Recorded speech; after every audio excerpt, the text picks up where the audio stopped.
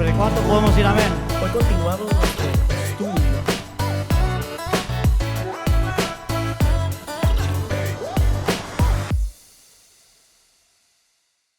y vamos a continuar esta mañana con nuestro estudio del Sermón del Monte, que creo es algo muy especial para todos nosotros.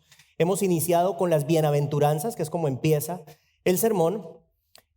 Estamos al comienzo del Evangelio de Mateo, capítulo 5, de hecho, el Evangelio de Mateo, capítulo 5, y vamos a hacer un breve resumen. La primera bienaventuranza, el Señor Jesucristo nos llama a reconocer nuestra pobreza de espíritu, nos llama a reconocer nuestra total incapacidad para salvarnos a nosotros mismos, para vivir la vida cristiana. En otras palabras, esta primera bienaventuranza trata sobre el reconocimiento de nuestro pecado. Luego viene la segunda. ¿Cuál es la segunda? Bienaventurados los que lloran. Es el lamento que surge de nosotros al reconocer ese pecado.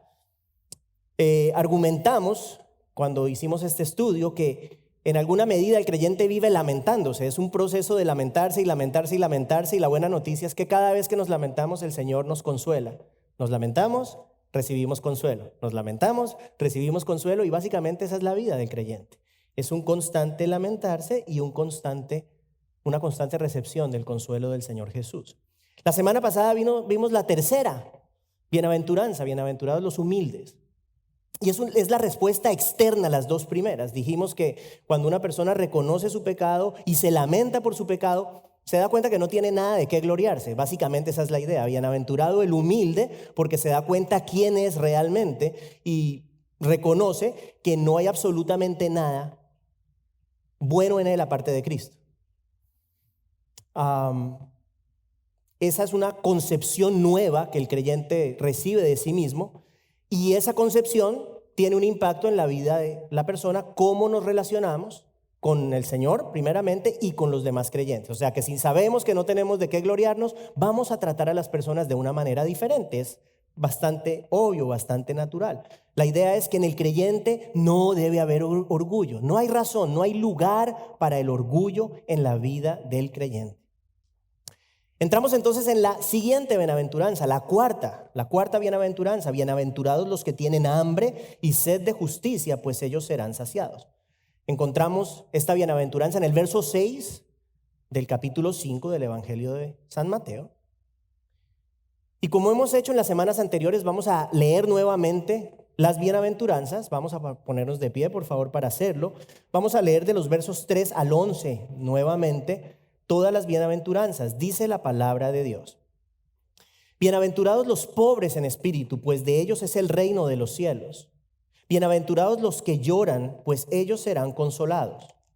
Bienaventurados los humildes, pues ellos heredarán la tierra. Bienaventurados los que tienen hambre y sed de justicia, pues ellos serán saciados. Bienaventurados los misericordiosos, pues ellos recibirán misericordia. Bienaventurados los de limpio corazón, pues ellos verán a Dios. Bienaventurados los que procuran la paz, pues ellos serán llamados hijos de Dios. Bienaventurados aquellos que han sido perseguidos por causa de la justicia, pues de ellos es el reino de los cielos. Bienaventurados serán cuando los insulten y persigan y digan todo género de mal contra ustedes falsamente por causa de mí. Por favor, tomen asiento.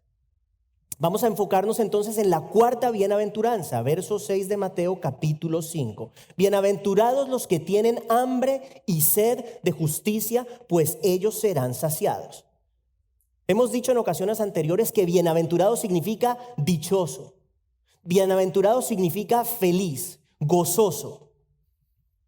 Dichoso el que tiene hambre y sed de justicia. Eso es lo que está diciendo la Biblia.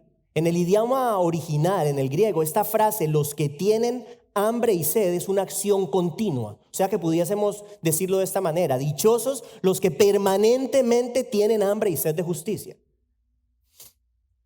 El Señor Jesús emplea dos aspectos de nuestra vida humana para ilustrar lo que nos quiere decir. Usa el hambre y la sed. Todos hemos sentido hambre, todos hemos sentido sed. Ahora bien, hay varios tipos de hambre. No es igual el hambre de una persona que sale a las 5 de la mañana para su trabajo, desayuna, por algún motivo no puede almorzar y llega a las 5, 6, 7 de la noche a la casa sin haber comido nada. Ese hombre va a decirle a su esposa: estoy muerto del hambre. Pero esa hambre no es la misma hambre del mendigo que lleva sin comer 5, 10, 15 días. Es distinta. Con respecto a la sed, no es la misma sed la del deportista que acaba de jugar un partido de fútbol a la sed del hombre que está perdido en un desierto y está soportando un calor intenso. Si somos el mendigo y si somos el hombre perdido en el desierto, nuestra necesidad es una necesidad profunda, es una necesidad imperiosa. No es un poco de hambre lo que tenemos, no es un poco de sed lo que nos aqueja. Va mucho más allá. En ese punto es nuestro anhelo principal, es nuestra necesidad más apremiante, es nuestro deseo más intenso. Este es el tipo de hambre de la cual habla el Señor Jesucristo. Este tipo de hambre y este tipo de sed tiene que ver con lo que ambicionamos, con lo que deseamos, con lo que nos mueve. Tiene que ver con lo que perseguimos. Es el hambre del mendigo. Es la sed del hombre perdido en un desierto. ¿Qué nos dice el Señor en esta bienaventuranza? Dichoso es el que anhela, el que desea, el que ambiciona la justicia. ¿Por qué? Porque serán saciados, pero dice bienaventurado, dichoso. ¿Qué significa esto? Que esta ambición produce dicha, produce felicidad. Ambicionar justicia produce el verdadero gozo, la verdadera felicidad. Ahora bien, fíjese que el Señor no dice que debemos tener hambre y sed de felicidad. No lo dice. Dice que tenemos que tener hambre y sed de justicia. Y entonces seremos bienaventurados. Entonces seremos dichosos. Ahora bien, es completamente contrario nuevamente a lo que nos enseña el mundo. Las personas en general, la gran mayoría de la gente persigue la felicidad. El enfoque, la ambición del mundo es ser feliz. Eso es lo que mueve a la gran mayoría de las personas. Algunos piensan que la felicidad la encuentran en posesiones, en relaciones, en fama, en prestigio, etc. La lista es larga. El punto es que la obsesión del mundo es perseguir ese sueño llamado felicidad. Si la relación no me hace feliz, me consigo otra. Si la casa no me hace feliz, me compro una más grande. Si mi trabajo no me hace feliz, hago lo que sea por pasar encima de todo el mundo a ver si logro ser el jefe. Si mi realidad no me produce felicidad, entonces me pego de una botella, me tomo unas pastillas o cualquier sustancia que me haga, entre comillas, olvidar mis problemas y, entre comillas, ser feliz. Sin embargo, el Señor nos dice algo completamente diferente. El camino a la felicidad es completamente distinto. Hay una ambición, hay solamente una ambición que trae felicidad, y es la ambición de justicia. Ahora, ¿qué significa esto? ¿Qué es? Significa que cuando nosotros anhelamos reflejar el carácter de Cristo, entonces somos felices. Lo voy a repetir porque esta es la clave de este mensaje. Significa que cuando anhelamos reflejar el carácter de Cristo, entonces somos felices. Cuando nosotros deseamos de verdad ser liberados de todas las formas y manifestaciones del pecado en nuestra vida. Escuche, cuando sentimos urgencia de despojarnos del deseo por el pecado, entonces somos felices. Cuando la ambición de nuestro corazón es honrar, es obedecer, es glorificar a Cristo, entonces seremos felices. Les digo, este tipo de ambición es una ambición opuesta a la de la mayoría de las personas. Es una ambición opuesta al hombre natural. El hombre natural es el hombre que no conoce al Señor Jesucristo. En general, el hombre natural busca satisfacer sus propios deseos.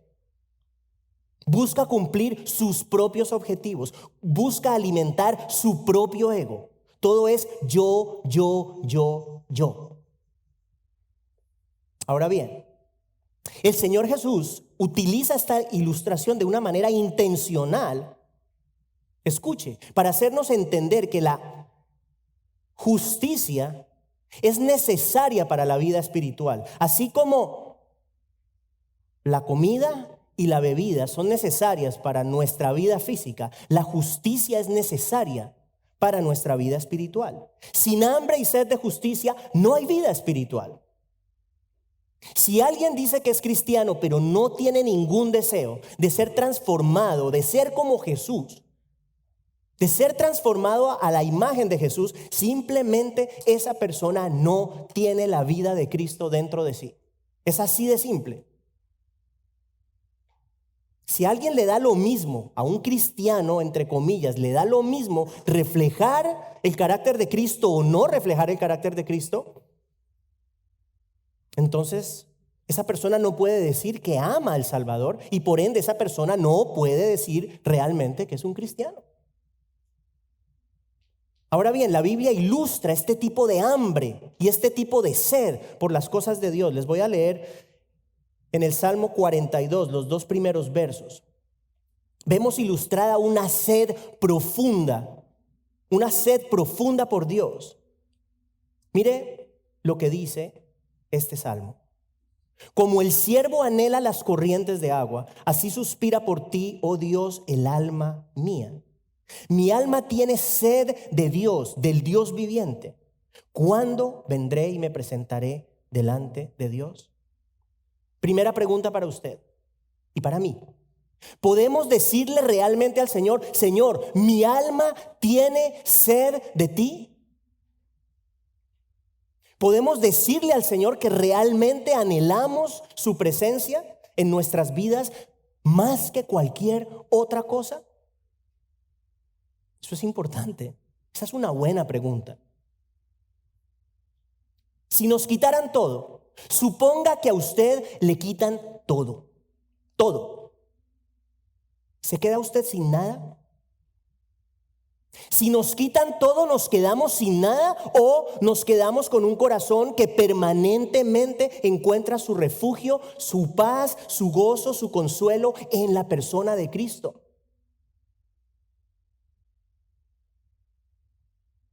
¿Cuál es su ambición? ¿De qué tiene hambre y sed usted? ¿Qué persigue? ¿Qué anhela? Vamos a hablar por un instante de un hambre que es característica de una vida espiritual vibrante, y es el hambre de la palabra de Dios. ¿Por qué lo voy a citar y lo voy a hablar? Porque el hambre de la palabra de Dios es un distintivo de nuestro deseo de justicia, de nuestra ambición, de esa hambre y sed de justicia. Nuestra relación con la palabra de Dios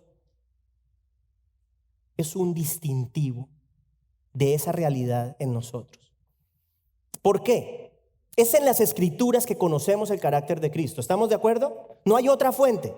¿Usted quiere conocer a Cristo? No hay otra fuente. La palabra de Dios habla y presenta a Cristo. Y si estamos diciendo que la justicia es imitar el carácter de Cristo, ¿a dónde tenemos que ir?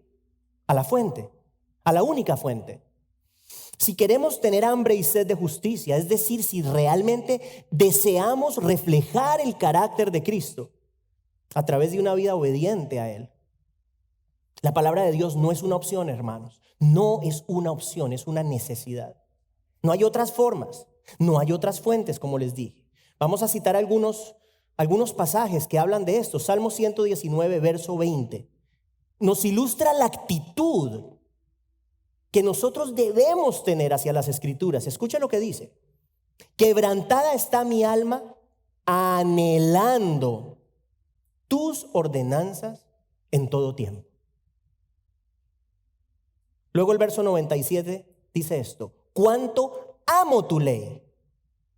Todo el día es ella mi meditación. La palabra de Dios es un antídoto contra la injusticia.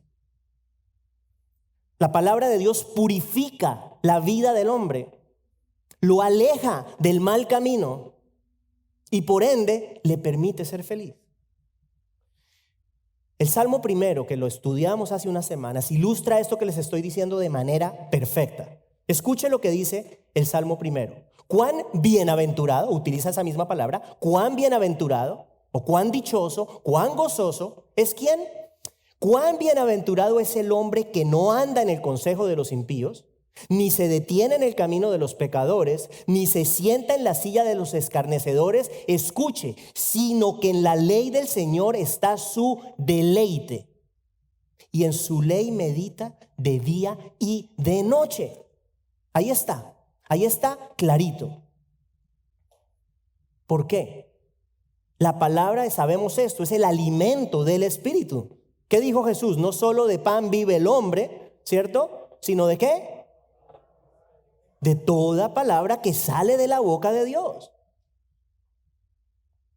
Ahora bien, el apóstol Pablo en Romanos 7:22 dice esto: porque en el hombre interior me deleito con la ley de Dios. Ahí vemos una actitud hacia las escrituras. La pregunta entonces, segunda pregunta del día para ustedes y para mí, es esta: ¿qué lugar tiene esta palabra en nuestra vida? Y esta pregunta se las he hecho en otras ocasiones. Hermano, ¿qué lugar tiene este libro en su vida?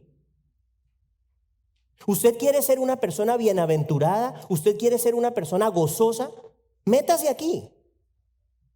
Este libro tiene el poder para purificar sus pensamientos, su corazón, todo su ser. La pregunta es: ¿usted anhela? Yo anhelo esta palabra. ¿La estudiamos? ¿Meditamos en ella? ¿Entendemos que es la base de nuestro alimento espiritual? ¿Podemos decir como el apóstol que nos deleitamos en esta ley, la ley de Dios? Si es así, hermanos, usted puede estar seguro o segura que su hambre de justicia es el hambre del mendigo y su sed de justicia es la sed del hombre perdido en el desierto. Ahora bien, hay otro indicativo. El uno es la palabra de Dios. Hay otro indicativo importante de nuestra hambre y sed de justicia, y es este. Escuche, muy importante, nuestra frustración con el pecado. Nuestra frustración con el pecado. En esta serie de mensajes hemos considerado Romanos 7 en 2 ocasiones. El apóstol Pablo. Lo hicimos para ilustrar la pobreza de espíritu, lo hicimos para ilustrar el lamento. En esas dos ocasiones empleamos un pasaje en Romanos 7, y voy a hacer referencia breve nuevamente a ese pasaje de Romanos 7. ¿Qué es lo que pasa en ese pasaje? Básicamente Pablo expresa una frustración, expresa su frustración por hacer lo que no quiere. ¿Y qué dice? Dice esto, no entiendo qué me pasa. Lo tomé de una versión un poco más moderna, pero es que está bueno porque dice: no entiendo qué me pasa, pues no hago lo que quiero, sino lo que aborrezco. Ahí hay una frustración. Mis hermanos. Él dice: no hago lo que quiero. En otras palabras, hay algo que deseo, ¿cierto? Hay algo que anhelo, hay algo que yo ambiciono, pero siento una gran frustración porque en lugar de hacer eso que deseo, me encuentro haciendo eso que detesto. Ahí está la frustración. Esto es importante, trate de seguirme porque esto es importante. Hay dos elementos aquí. Algo que Pablo anhela y algo que Pablo aborrece. Lo que anhela es la justicia.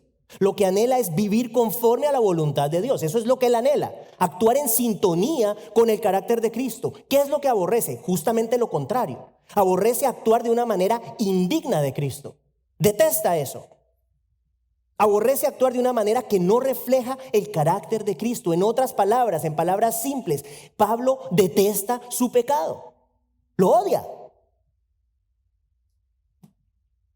Y esto lo puse en negrilla porque es importante que nos quede claro lo que le voy a decir. Para aborrecer nuestro pecado, para detestar nuestro pecado, es necesario desear la justicia. Lo voy a decir otra vez porque es clave. Para aborrecer el pecado nuestro, necesitamos desear la justicia. El punto es este: sin hambre y sin sed de justicia, nunca vamos a detestar el pecado. Nunca. Si usted no tiene algo con qué compararlo, nunca lo va a odiar. Tiene sentido, ¿cierto? O sea, si no hay algo que perseguimos que es bueno, lo malo nunca nos va a generar ninguna tensión. Es el deseo, el hambre y sed de justicia lo que produce el lamento de Pablo en Romanos 7. Que recuerde lo que dice, ya cuando llega el clímax de su frustración, dice: ¿quién me libertará de este cuerpo de muerte? Esas son palabras fuertes. ¿Quién me libertará de este cuerpo de muerte? Esa es la frustración del creyente. Bienaventurado es aquel que tiene hambre y sed de justicia, porque previamente consideró su pecado. Primera bienaventuranza. Luego se lamentó por su pecado. Segunda bienaventuranza. Y como resultado de ese proceso llega a detestarlo. Llega a aborrecerlo.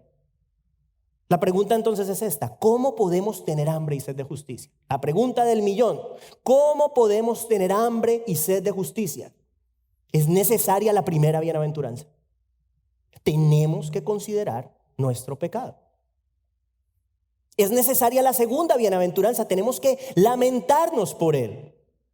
Entonces, y solo entonces, cuando eso pasa, experimentaremos un hambre y una sed de justicia, de esa justicia que el Señor saciará. Y vamos a hablar de esto en un ratico, muy importante. Pero de manera práctica le digo esto a todos: es importante comparar nuestro carácter con el carácter de Cristo. No compare su carácter con el carácter de su vecino.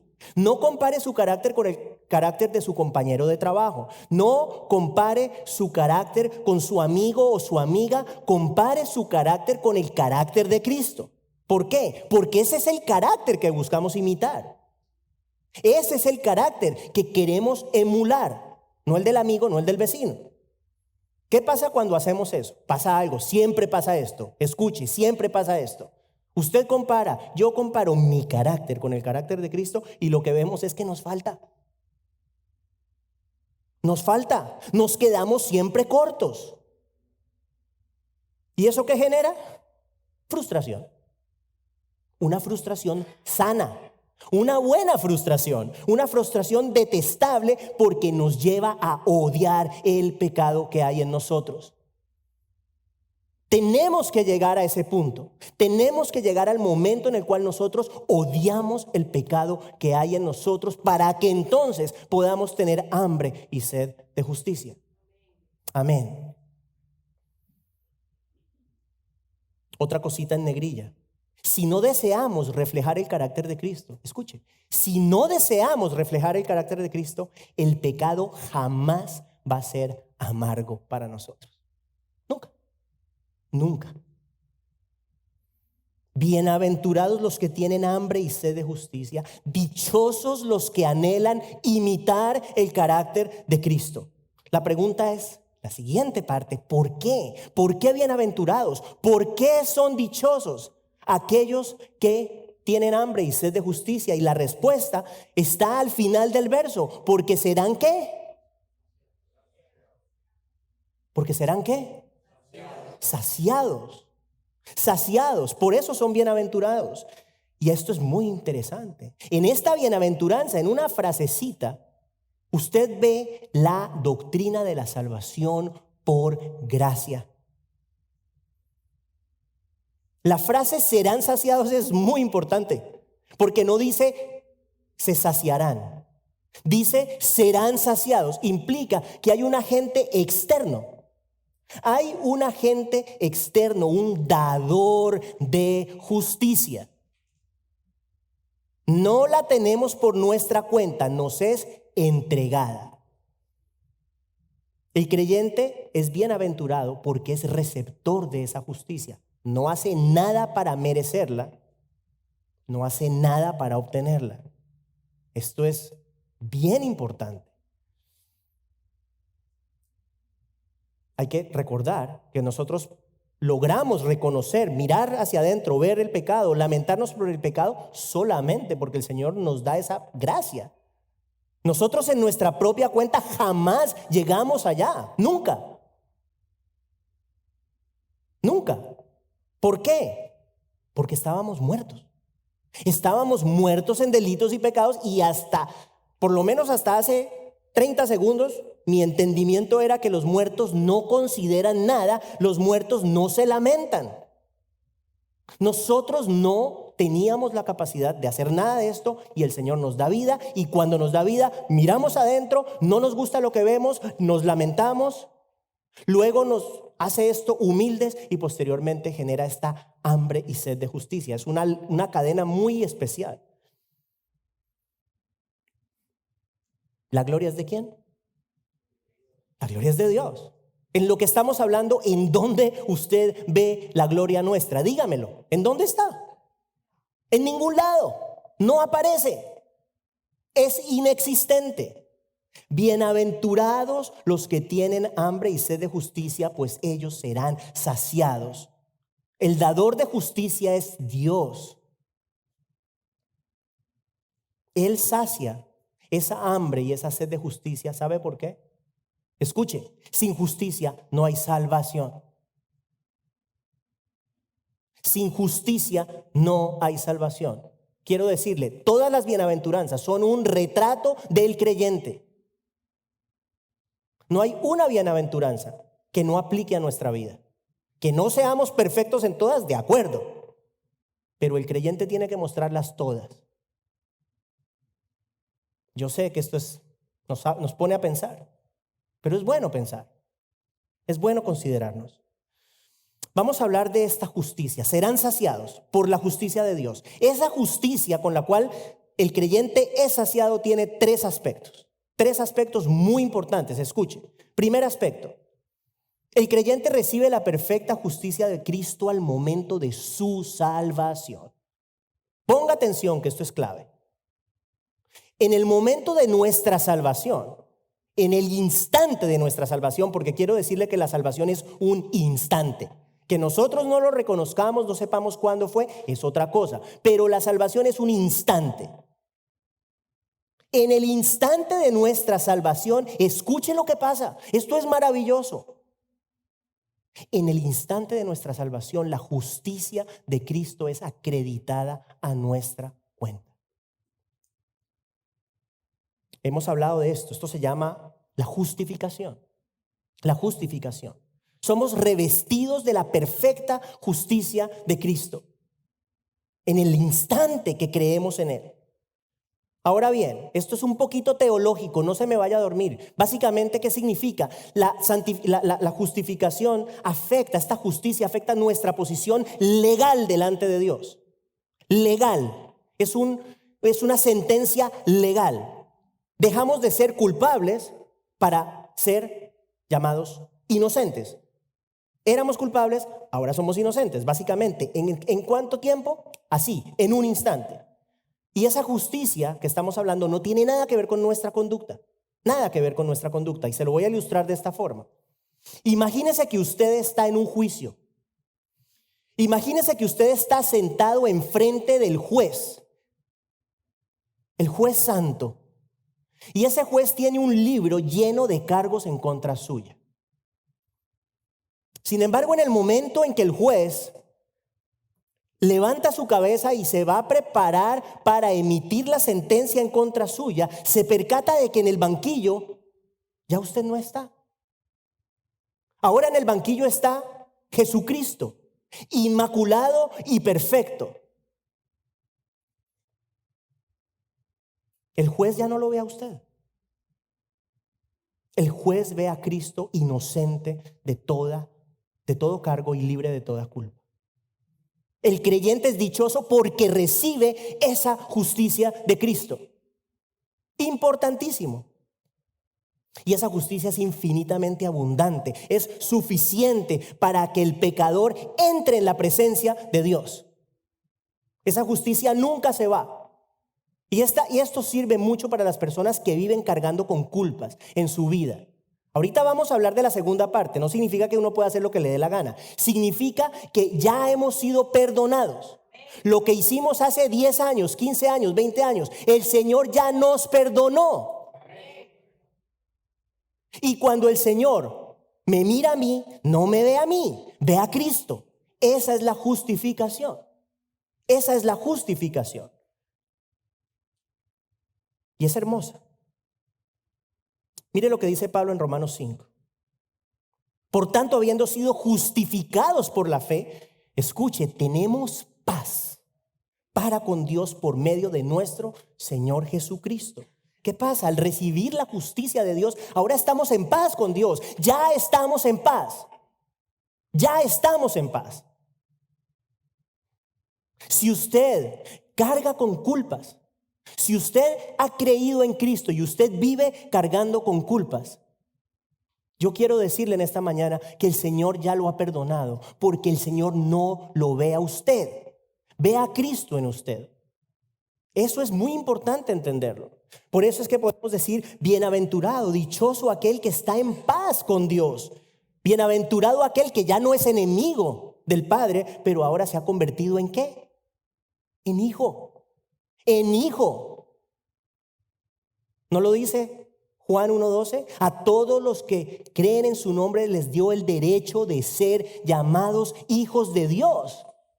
Pasamos de ser enemigos a ser hijos por la justicia de Cristo acreditada a nuestra cuenta. No cargue con sus culpas. No cargue con sus culpas. El Señor lo perdonó. Ahorita vamos a hablar de la siguiente parte. Pero quiero decirle que sin la justicia de Cristo no tenemos acceso al Padre. Sin embargo, el Señor nos ha saciado, ha entregado abundantemente la riqueza de la justicia de Cristo. Y por eso es que Romanos 8:1 dice estas palabras maravillosas. Si usted carga con su culpa, el Señor le dice, no hay condenación para aquellos que están en Cristo Jesús. No hay condenación. Si usted tiene como cristiano, en este momento de su vida está cargando con sus fallas y sus pecados del pasado, el Señor le dice, no hay condenación para los que están en Cristo. Bienaventurados los que tienen hambre y sed de justicia, pues ellos serán saciados. Hay un segundo aspecto de la justicia recibida por el creyente. Un aspecto que, contrario al anterior, ahora sí incluye nuestra conducta. Hay que hablarlo, ¿no? Porque de repente alguien dijo, uy, el pastor dijo que entonces todo el Señor me lo perdonó, entonces tengo carta libre, vía libre para hacer lo que yo quiera. No, Señor. No significa eso. Aspecto número 2, el creyente recibe progresivamente la justicia práctica de Cristo. Así lo llamé yo, la justicia práctica de Cristo. ¿Qué quiere decir? ¿Qué quiero decir con esto? Ok, la primera justicia que acabamos de hablar, como les dije, implica un cambio de posición legal, de culpables a inocentes, ¿sí? Este segundo aspecto involucra nuestra conducta. Este segundo aspecto sí involucra nuestra manera de vivir. Y es lo que llamamos la santificación. La santificación es muy importante. El creyente no solamente ha sido declarado libre de culpa delante de Dios, pero el cristiano es transformado progresivamente, poco a poco, según la imagen de Cristo. Piénselo así. Usted y yo somos una obra en proceso. ¿Sí? Imagínese una casa que le está empezando a poner el fundamento y luego entonces se ponen las barras estas de hierro, yo no sé nada de construcción, y luego entonces ya le ponen las paredes y entonces le ponen el techo y eso somos. Esa es la vida del creyente, una obra en proceso. El Espíritu Santo viene a vivir, y esto es súper importante, yo espero que la mayoría de nosotros lo sabemos, pero si usted es un cristiano, el Espíritu Santo vive en usted. Vive en usted. Eso lo dice la palabra de Dios. El cuerpo nuestro es templo del Espíritu Santo, vive en nosotros. ¿Qué pasa? Que el Espíritu Santo entra y empieza un proceso de transformación, un proceso de cambio, en el cual somos hechos más y más como Cristo. ¿Sí? En ese sentido vamos recibiendo esa justicia práctica del Señor Jesús. Ahora bien, y aquí quiero que me escuche, porque esto es muy práctico y es muy importante que lo entienda y es muy importante que usted se evalúe a la luz de lo que yo le voy a decir. Ese proceso de santificación es el que hace que usted pueda mirar atrás 5 años, 10 años, 15 años, 20, 30, 50 años, el tiempo que sea. Aquí tenemos al pastor Diego que lleva caminando con el Señor como 60 y pico de años. Esa santificación es la que hace que cuando usted y yo miramos atrás, vemos un cambio. Vemos un cambio. No somos perfectos, pero vemos un cambio. ¿Por qué eso es importante? Porque este es un distintivo del verdadero creyente. Yo quiero decirle que ser un creyente en Cristo no es venir a la iglesia solamente, porque cualquiera puede ir a una iglesia. Cualquiera puede ir a una iglesia. Yo quiero decirle que cantar las canciones no necesariamente significa que usted sea un cristiano. Significa que le gustan las canciones y las canta. ¿Usted quiere saber cómo podemos saber si de verdad nosotros hemos sido redimidos por el Señor? Mire para atrás.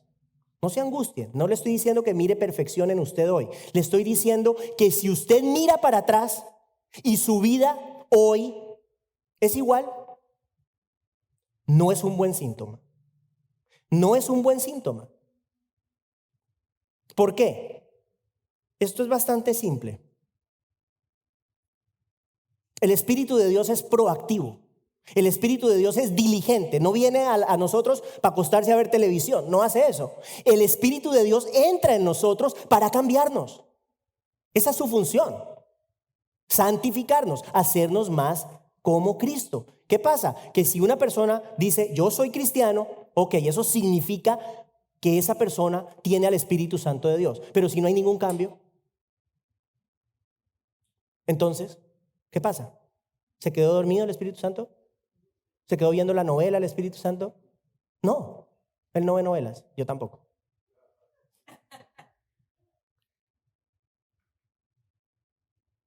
Esto es fuerte, pero se los tengo que decir. A quien nos escuche, quién sabe quién escuchará esto, hoy o en el futuro. No nos confundamos, no nos equivoquemos. Si nosotros decimos conocer a Cristo, pero aún vivimos como vivíamos antes, escúcheme lo que le voy a decir, nos estamos mintiendo, nos estamos engañando.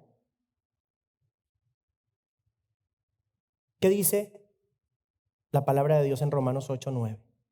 Si alguno no tiene el Espíritu de Cristo, no es de Él. Esa es la realidad, esa es la verdad.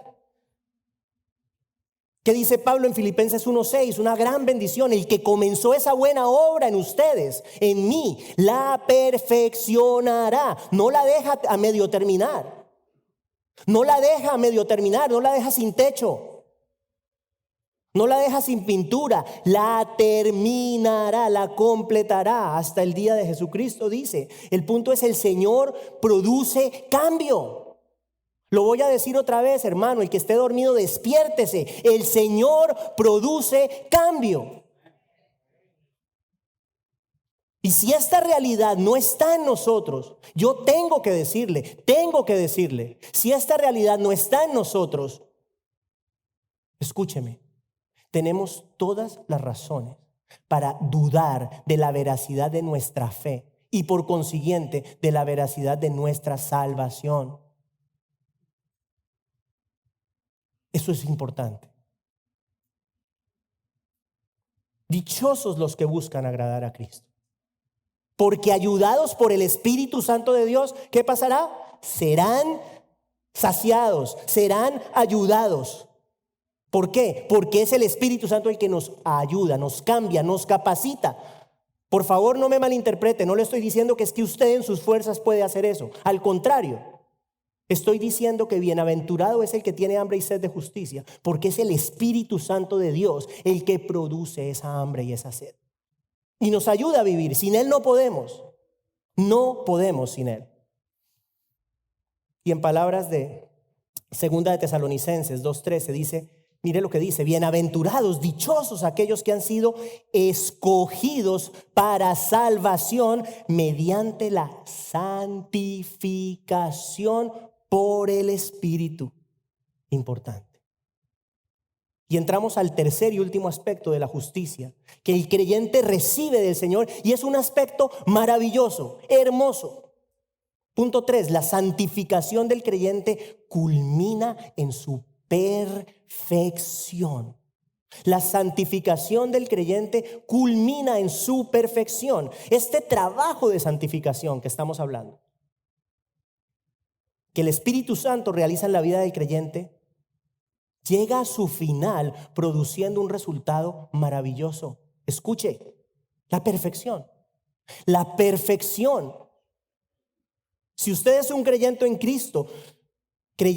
Cristo, usted no solamente ha sido declarado libre de culpa, no solamente está siendo transformado progresivamente según la imagen de Cristo, pero un día, escúcheme, un día usted y yo seremos perfectos. Un día seremos perfectos, como Cristo es perfecto. Tiene sentido, ¿no? El trabajo del Espíritu Santo es hacernos más como Cristo mientras estamos aquí.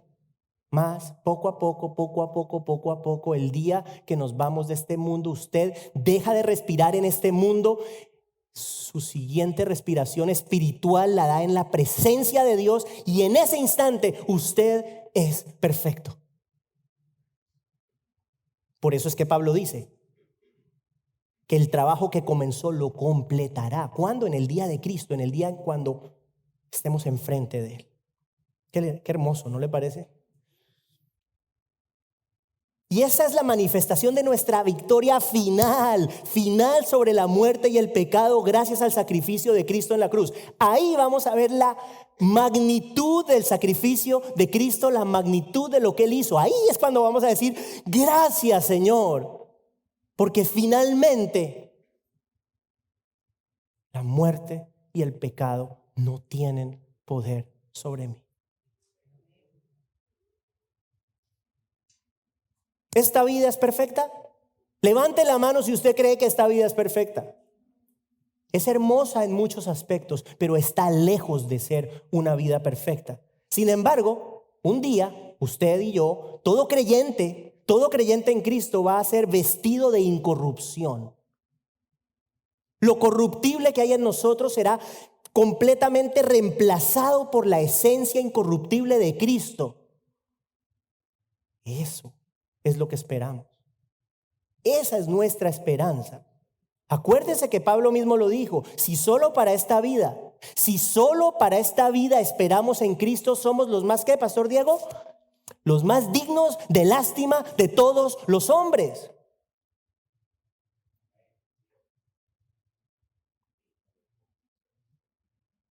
Ese día vamos a ser perfectos, porque vamos a poseer a plenitud la justicia de Cristo. Ese día seremos como el Señor Jesús. Y ese día seremos completamente saciados de nuestra hambre y de nuestra sed de justicia. Hasta ese día, hasta ese momento, llega la lucha. Ese momento seremos completamente saciados para siempre. Por eso dice la palabra de Dios, bienaventurados los que tienen hambre y sed de justicia. ¿Por qué? Porque el Señor no les va a fallar, el Señor nos va a saciar. Por eso somos dichosos. Escuche esto y ya voy a acabar. Para el creyente en Cristo ya no habrá más maldición. Y en la eternidad, en la ciudad celestial, en la nueva Jerusalén, estará, dice la Biblia, el trono de Dios y del Cordero, dice, y sus siervos, o sea, nosotros, le servirán. Y mira lo que dice el verso 4 del capítulo 22. Escuche, esto es maravilloso. Dice, ellos, o sea, nosotros, los creyentes, sus siervos, ellos verán su rostro y su nombre estará en sus frentes. ¿Usted ha pensado que usted un día va a ver el rostro del Señor Jesús? Y que para que usted pueda ver el rostro del Señor Jesús, usted tiene que ser perfecto. Ese día va a llegar. Ese día va a llegar. Un día vamos a ser receptores de toda la justicia de Cristo, completamente. Por eso somos bienaventurados. Termino diciendo que es posible que haya aquí alguien o alguien que nos esté viendo que todavía no ha creído en Cristo. Es posible. Es posible que aquí haya alguien que confía en su propia justicia. Dice, yo soy buen padre. Yo soy buen esposo. Yo no le soy infiel a mi esposa. Yo no le hago daño a nadie. Yo soy un trabajador íntegro. Yo pago mis impuestos. ¿Sabe qué pasa? Que aun cuando todo eso es bueno, es insuficiente. Es insuficiente para recibir la vida eterna. ¿Sabe por qué?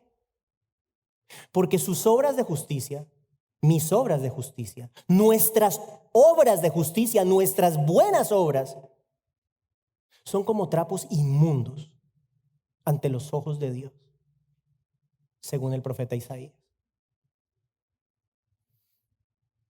Simplemente sin la justicia de Cristo no se puede. Sin Cristo no se puede. Por eso lo dijo, y esto lo repetimos con frecuencia. ¿Qué dijo? Palabras famosas: yo soy el camino, un camino, la verdad, una verdad y la vida. Y luego, ¿qué dice? Nadie. Esa palabra nadie es importante. No dice algunos vienen al Padre, dice nadie viene al Padre sino por mí. No hay otra opción. Sin la justicia de Cristo no hay vida eterna, hermanos. No existe. ¿Cómo recibimos esa justicia? Simple, creyendo en Él, creyendo en el Señor Jesús. ¿Qué dice Juan 3:16? Porque tanto amó Dios al mundo. ¿Qué hizo? Entregó a su único hijo. ¿Para qué? Simple, para que todo aquel que en Él crea no se pierda, mas tenga vida eterna. Sin la justicia de Cristo no hay salvación. Por gracia recibimos la salvación, que dice la Biblia, no por obras para que nadie se gloríe, para que nadie se jacte. ¿Usted se imagina? ¿Usted se imagina que usted y yo pudiésemos hacer algo para ir al cielo, para ver a Cristo? Si eso fuera así, la pregunta que siempre tenemos que hacernos es esta: si eso fuera así, si tú puedes hacer algo para obtener la salvación, entonces ¿para qué enviar a Cristo a morir? ¿Para qué? ¿Para qué? ¿Para qué hacerle pasar todo lo que pasó si yo puedo hacer algo? La respuesta es que yo no puedo hacer nada. Hoy es el día de la salvación. Hoy yo le invito a cualquier persona que esté aquí, persona que nos esté viendo, considere a Cristo, considere la justicia de Cristo. Arrepiéntase de su pecado. Eso no se oye ya en la iglesia. Arrepiéntase de su pecado y venga a los pies del Señor. El Señor no lo va a defraudar. Él perdonará por completo sus pecados y le dará una vida nueva. Y yo le aseguro que no se verá defraudado. Si hay alguien aquí, no lo sé, pero si hay alguien aquí que hoy ha creído en Cristo, aquí estaremos enfrente para orar por usted y para direccionarlo. Oremos. Padre, en el nombre de Jesús damos gracias a ti por tu palabra, que es pura, agradable, perfecta, así como tu voluntad. Damos gracias por permitirnos comprender que bienaventurados somos cuando perseguimos la justicia, cuando anhelamos la justicia. Gracias por dejarnos saber que el camino a la felicidad es querer ser como tú. Gracias por dejarnos saber que esa justicia es entregada completamente por ti a nosotros. Gracias por recordarnos que solo tú puedes, Señor, entregarnos esa justicia que es aceptable delante de tus ojos. Gracias damos siempre por la sangre de Cristo. Gracias damos por esta iglesia, Señor, que es tu iglesia. Gracias damos por lo que estás haciendo en cada corazón y oramos que continúes obrando en nuestros corazones, conformando nuestras vidas cada vez más según la imagen del Señor Jesucristo. Y seguimos orando, Señor, para que tú traigas a este lugar a aquellos que han de ser salvos. Sabemos que tú eres fiel. Ayúdanos, Señor, a ser una iglesia limpia, una iglesia pura, una iglesia que te ame por sobre todas las cosas. Oramos todo esto en el nombre del Señor Jesús. Amén.